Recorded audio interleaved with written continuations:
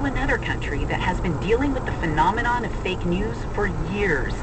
Ukraine is where Russia tested and then rolled out fake news tactics, that is, pumping out propaganda and simultaneously working to undermine people's faith in a free press.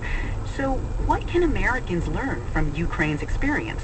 Gregory Warner went to find out. He's the host of our new podcast, Rough Translation. It's a show that follows conversations we're having in the United States, and here's how they play out in some other corner of the world. I asked Ruslan Denichenko, he's a journalist in Ukraine, what Americans could learn from Ukraine's battle with fake news.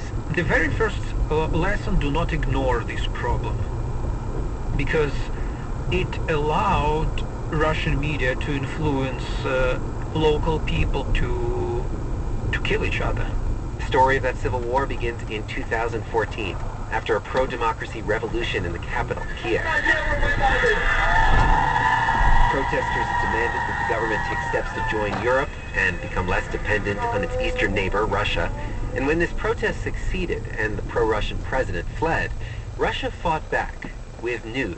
Шокирующие кадры недели. Марши националистов по всей Украине. Ruslan would turn on his TV to these Russian channels that millions of Ukrainians were watching at the time, and he'd hear warnings about neo-Nazi fascists roaming the streets. People saw on TV that they're in danger and they need to protect their families, they need to protect themselves from fascists in Kiev.